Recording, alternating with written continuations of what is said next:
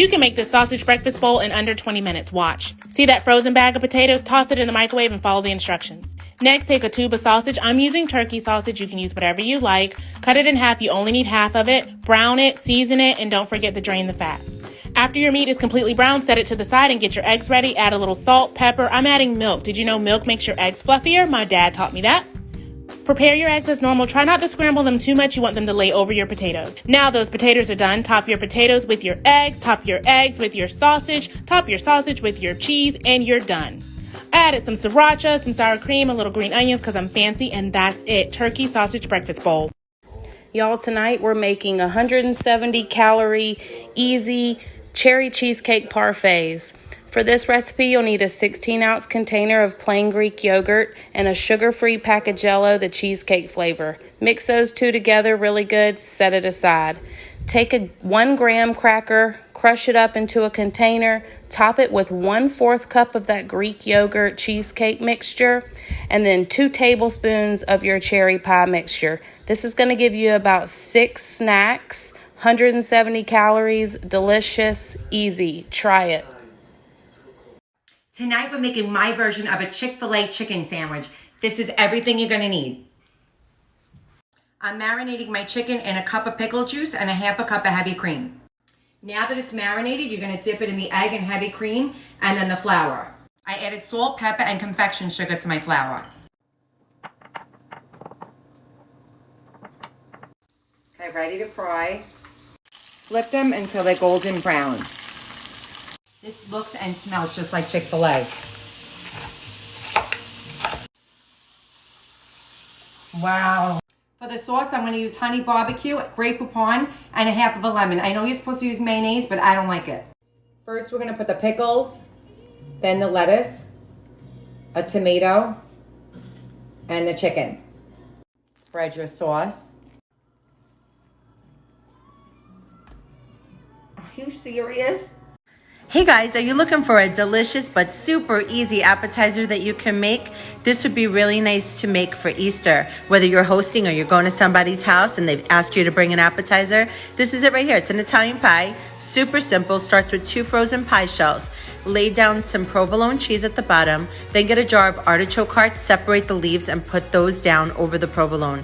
I got a 1/4 pound piece of prosciutto di Parma, cubed it up, put it down. In a bowl, 6 eggs, 1/2 cup of freshly grated Parmigiano Reggiano cheese, 1 pint of heavy whipping cream, and salt and pepper. Whisk it.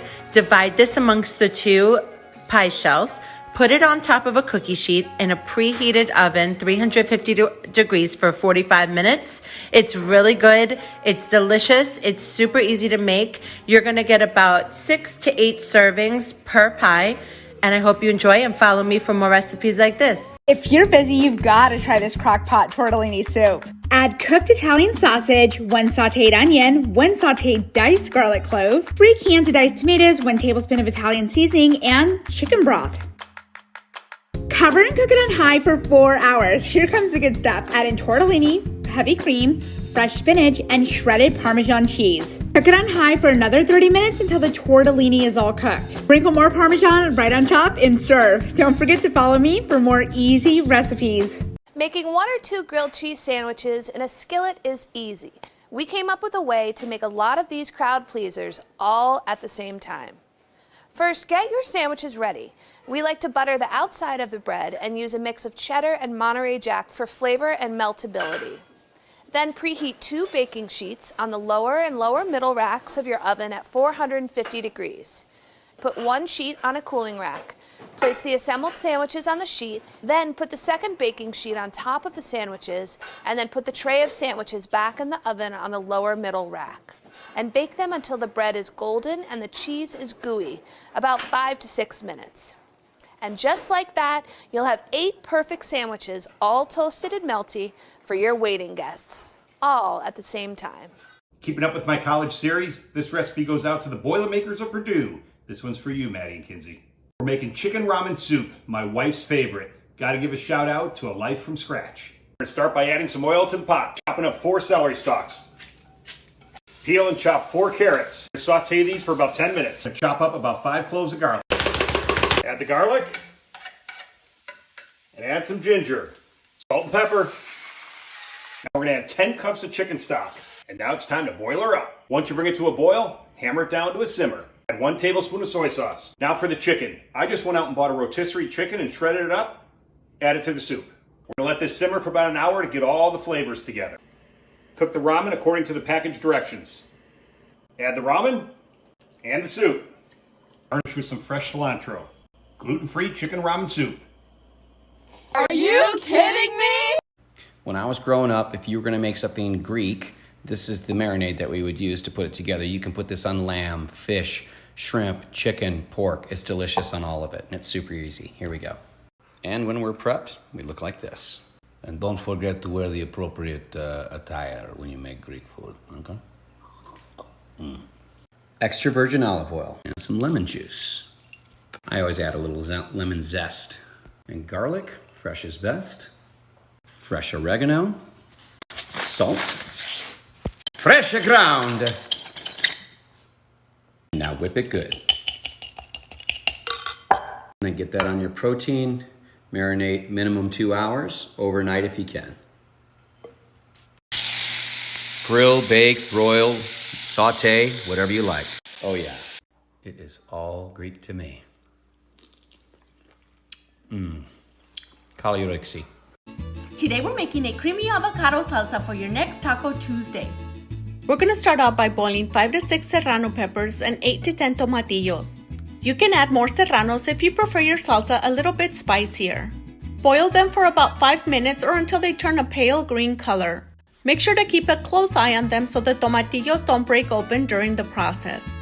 Remove them from the burner and allow them to cool down completely before preparing the salsa.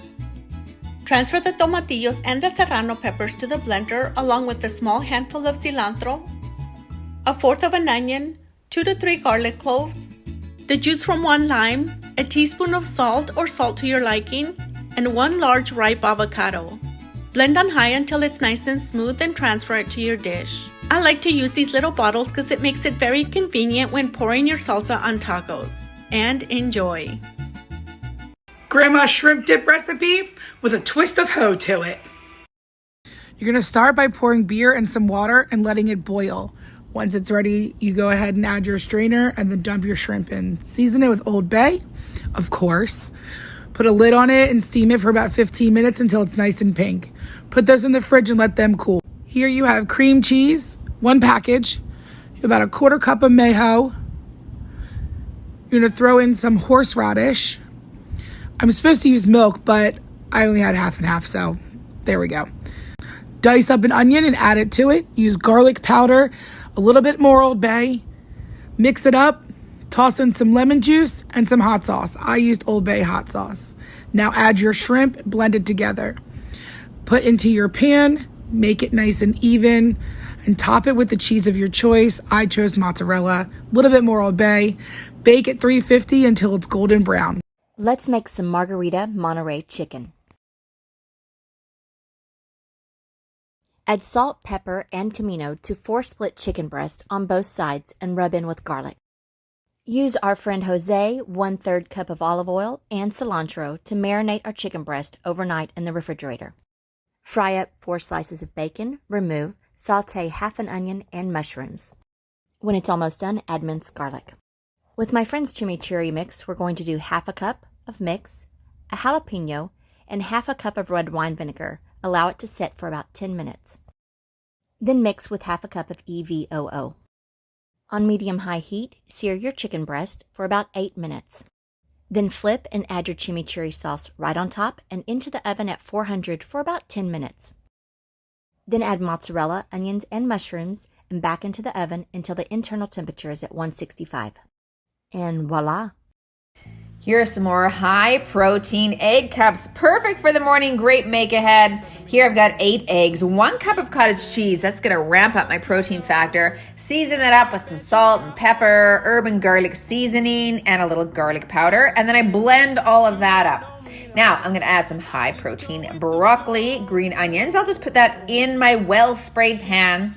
and then pour over my egg mixture, top with a little feta cheese. I baked at 375 for 18 minutes, and I did mine on convection. Like and follow for more high protein recipe ideas. You won't even miss bread with this recipe. 3/4 cup sunflower seeds, 3/4 cup pumpkin seeds, 1/2 cup ground flax, 1/4 cup za'atar mix, 3/4 cup warm water, 1 egg, tablespoon of olive oil. Mix and let it rest for 10 minutes. Bake for 20 and enjoy. Best top it off with spicy mayo. So good. Here's one of my favorite vegetables that definitely doesn't get enough love. I make black truffle roasted fennel. Take off the fronds at the top. We're gonna use this for garnish. Cut off a thin piece of the end. Cut in half lengthwise. I like to do these in quarters. Then just slice off a little bit of the core. Season with salt and white pepper. Nice hot pan, add a little oil. Add in your fennel. Let these cook untouched until they have some really good color on one side. Flip over and repeat on the other side. Into your oven, 425, 10 to 12 minutes. Back onto low heat. This is my homemade black truffle butter. Baste the fennel with that butter. Sherry vinegar. Roasted cashews, pecorino romano, finish with some of the fennel fronds. Truffle fennel sheesh. Okay, so you put the string cheese into these little pasta holes here. Okay, I'm gonna put sauce all over the whole thing. Okay, make sure it's nice and saucy. Good, yep. Then we're gonna put meat if you want. You don't have to have meat. Obviously. Looks good, right? Yeah, it looks so good. More cheese. Right on top. You just spread that out. We're gonna pop it into the oven. Watch this. Oh my gosh. Here's the moment of truth. Look at that. Yum. Honeycomb pasta. So good. Just when I thought salmon couldn't get better, I find out this is a thing in Korea, and my mind just gets blown. First, I'm mixing equal parts soy sauce and filtered water and bringing that up to boil. Once it's hot, I'm adding a couple tablespoons of sugar, some crushed garlic, and some spring onions. Bring that back up to a boil, then simmer on low for 5 minutes, then leave it to cool. While that mixture is cooling, I'll cut up half an onion into decent sized chunks. Usually this recipe calls for regular onions, but I didn't have any, so I'm using red onions. I'll prepare my raw salmon. Make sure you're using sushi grade salmon for this. I'm just cutting up my salmon into bite-sized pieces. Now to put everything together. I'm laying a bed of onions, then I'm laying my salmon evenly over top. I'll also add a chili just for some spice. Once the liquids have cooled to room temperature, I'll pour them over the salmon with the garlic and the spring onions as well. This is ready to eat after a few hours, but you can also store it longer in the fridge.